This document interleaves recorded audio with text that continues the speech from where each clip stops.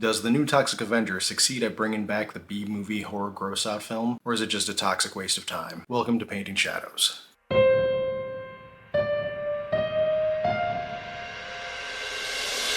Hello everyone, I'm Marcos Antonio, and if you're new to the channel, I am a tattooer, a painter, and a maker of mediocre YouTube videos.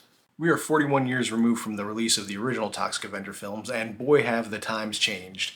And if times must change, so must our hideously deformed creatures of superhuman size and strength. In my last video, I broke down the Toxic Avenger series and referred to this new film as a reimagining rather than a remake. I noticed that in the trailer for the 2025 film that it bared little resemblance to the original, and I for one think that's a good thing. As much as the original film has a place in my heart, it doesn't really play in modern times. And I don't strictly mean that in the you can't get away with that nowadays sort of way. Sure, a lot of things from the original are grossly politically incorrect by modern standards, and I love the movie for that. But simply hanging your hat on politically incorrect and offensive humor in the modern day isn't really going to hit as hard as it did at that time. Everyone now has access to everything all at once, all the time via the internet, so pushing to the extreme doesn't have quite the novelty it once had. You actually kind of, have to make something good every once in a while. So what the modern gross-out B-horror movie really needs to have is creativity, and that's what we love about the original Toxic Avenger. It was creative in how it played its gross-out humor, and there was a disgusting surprise around every single corner. Rehashing a 1984 movie with new effects wouldn't have been satisfying, and I'm happy that they went for an entirely new story for this.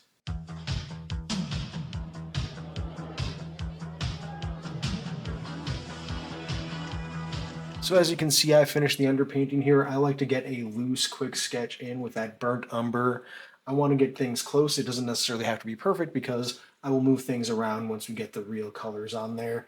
At this stage now, I'm going to be doing my least favorite part of painting, which is color mixing. It is tedious and annoying, and it just feels like a waste of time.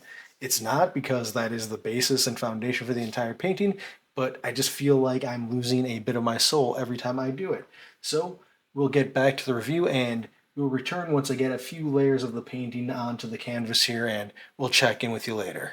Now, just because the story is new doesn't automatically make it good. I was concerned going into this that this new movie would follow the blueprint of modern superhero movie slop, perhaps attempting to grab a Marvel audience that doesn't even really care about the Toxic Avenger to begin with. That concern was mostly assuaged by the Red Band trailers that had been shown on the run-up to the release of this movie. And if you saw the previous video, you would know that the other concern I had was that they wouldn't nail that silly but heroic nature that Toxie has in the original film, but then had been abandoned for the sequels. And I will admit that my concerns were unfounded. Both the edgy B-movie spirit and the pluggy heroics flow through this movie like a stream of toxic urine. The plot is run-of-the-mill, but it's not without a satirical edge. In the original Toxic Avenger film, Toxie was born out of the disgusting things that humans were doing to the Earth. And while that topic is as relevant as ever, the new Toxic Avenger film satirizes the new biohacking trend that has been going off in the last couple of years. Kevin Bacon's character, Robert Garbinger, is an analog to that weird,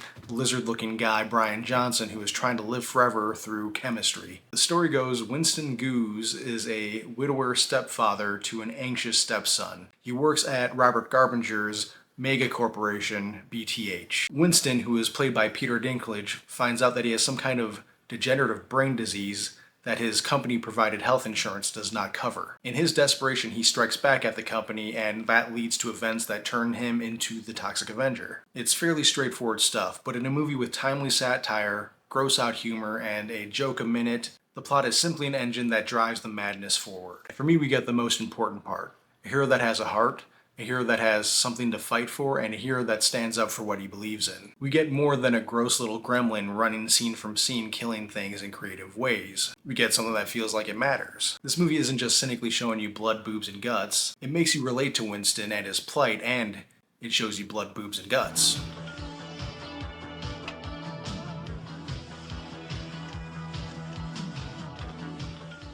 So as you can see, I have the majority of the colors laid down. The only ones that I haven't put out yet are ones that I'm going to be using for highlights. I tend to like to save the highlights for the end. It kind of brings everything together. So from here, after I get the majority of the colors down, I then go to the section where I make some adjustments, make sure that my proportions are correct. As you know, I only go in with an underpainting that I do by eye. I don't measure anything out. I kind of just go based off of what I see and shift it around from there, and we'll get back to the painting and get back to the video. This movie does a great job of living up to the absurd violence of the original film, and I think even ramps it up and surpasses it in some places. I will not spoil all the best disgusting scenes, but there is a scene that they had released online where Winston uses his toxic piss to melt chains to free himself, and we see it all.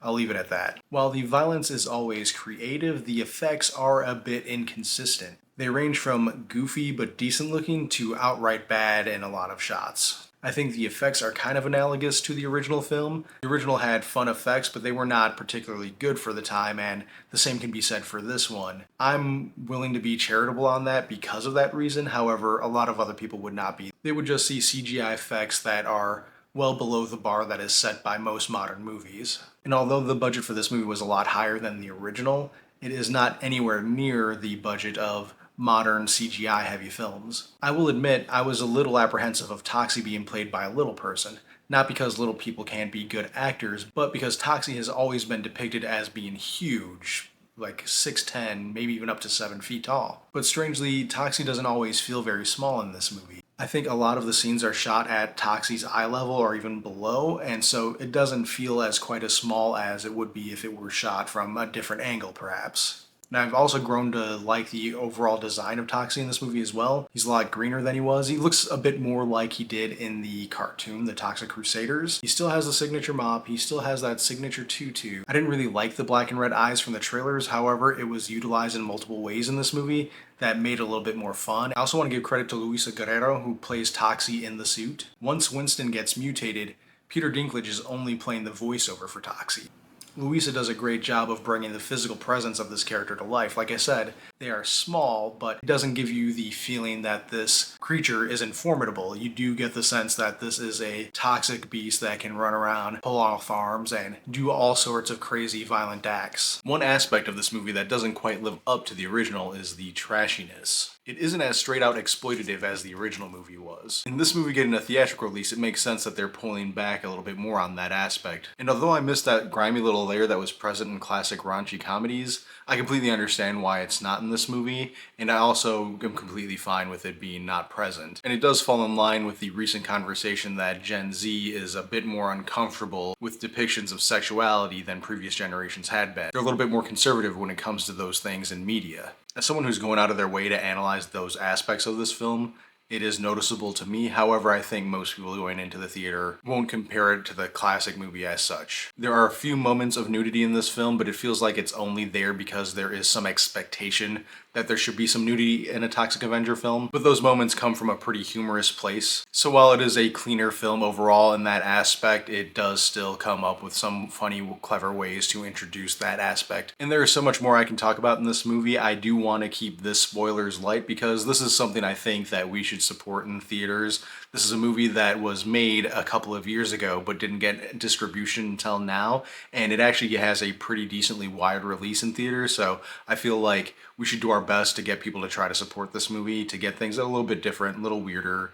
Let's push this new era of gross out films to the public and make modern pop culture a little bit more interesting, because it's all just been superhero movies for the last 2 decades, it feels like. Let's breathe some fresh new air into the world. Like I said, there's more I would like to talk about. There's like this awful new metal band that is like the deformed child of Limp Bizkit and Slipknot.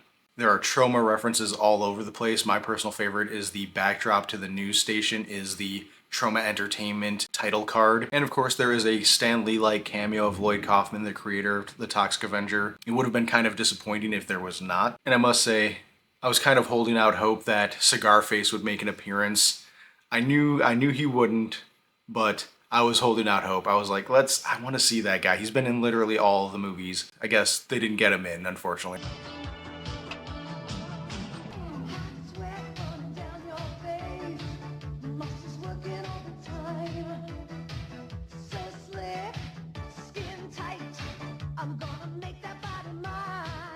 This may not be a surprise, but The Toxic Avenger 2025, or 2023 when it was originally made, gets a gold award for me. This movie was a whole lot of fun, definitely falling in line with that trend of gross out movies that I was talking about. Hopefully this movie gets enough attention that the trend continues to grow. Like all trends, it'll die, it'll get boring, but I just want something a little bit different, something a little bit more fresh that we can look forward to in the theaters from the next few years. I did personally enjoy the elevated horror trend, even though I do agree with a lot of people in thinking that that terminology is a little derogatory. There has been elevated horror since the beginning of the genre. It just happened that an era of horror in line with what popular culture thought was elevated. But enough of my musings. What did you think of the Toxic Avenger? What did you think of Toxic's design? What did you think of his monster penis?